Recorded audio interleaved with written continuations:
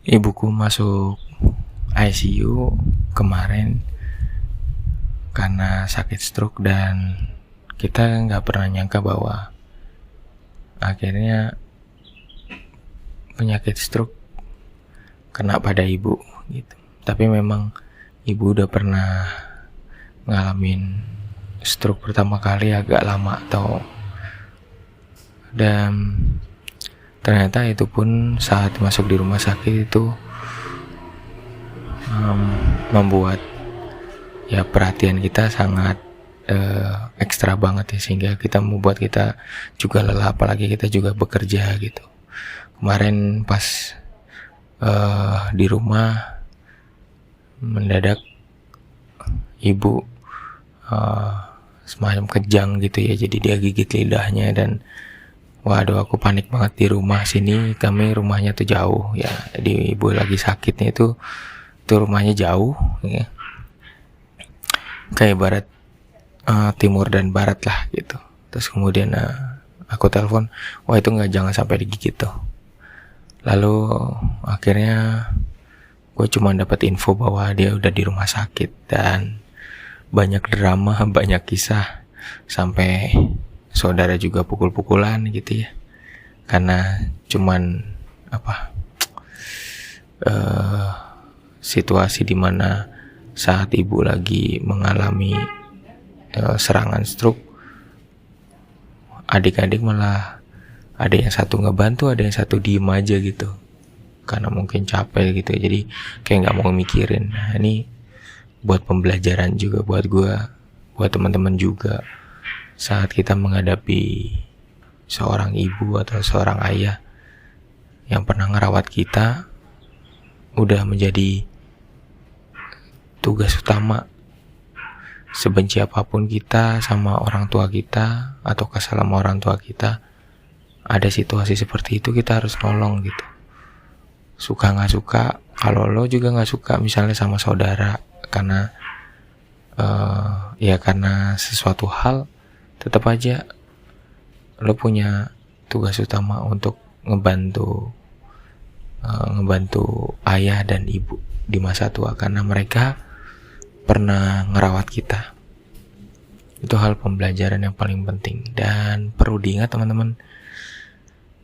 Ini kalau misalnya lo masuk rumah sakit terus kemudian pakai BPJS, biasanya pasti akan ditolong, obat-obatan pasti akan ditolong, tapi biasanya ritmenya itu 3 hari setelah itu ya, biasanya kalau udah baikan pasti akan diminta keluar walaupun belum baikan gitu ya. Karena bukan salahnya BPJS juga, mungkin karena aturan mainnya sudah begitu. Jadi waktu pertama kali masuk rumah sakit, setelah selesai sebenarnya ibu tuh belum pulih gitu, tapi akhirnya dibawa ke rumah dalam keadaan ya stroke sebelah kiri semua, tangan dan kaki, dan masuk ke kondisi dari rumah sakit yang lebih rileks gitu. Terus kemudian masuk ke situasi rumah yang panas dalam keadaan dia juga belum pulih gitu, membuat dia akhirnya ngedrop juga gulanya. Artinya kita kadang-kadang berpikir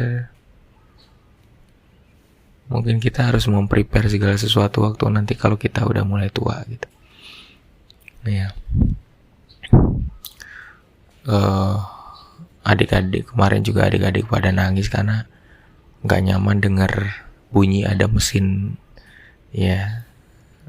alat detak jantung gitu, karena mungkin keluarga juga trauma dengan pengalaman papaku yang dulunya meninggal juga, sampai akhirnya alatnya harus dicabut gitu, karena alat bantu. Dan sayangnya banget gue gak pernah mendapatkan kesempatan terakhir untuk melihat ayah gue itu. Ya sedih sih. Kalau intinya pesan moralnya adalah dari podcast kali ini adalah, lo kalau ketika ngadapin orang tua ayah maupun ibu dalam situasi lagi sedang sakit. Jangan gontok-gontokan, tapi belajar untuk rendah hati. Untuk saling bantu, untuk saling support, karena tenaga itu terbatas banget. Gue nih 4 bersaudara, tapi 2-nya tuh susah banget rasanya gitu ya. Ada 2 orang yang susah gitu. Apalagi kalian, mungkin diantara kalian ada yang cuman orang tuanya cuman punya kalian satu seseorang aja gitu. Nah itu kayak gimana ya, itu di kantor juga ada sih yang kayak gitu, struggle juga. Semoga bermanfaat buat teman-teman, dan tetap semangat selalu.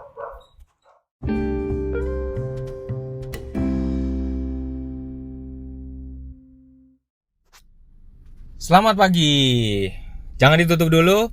Buat teman-teman semua dapat hadiah gratis dari gua, lihat di deskripsi karena di situ ada link hadiah dari gua persembahkan buat lo semua yang selama ini udah dengerin podcast gua. Hanya dengerin, tapi nggak dapat toolsnya.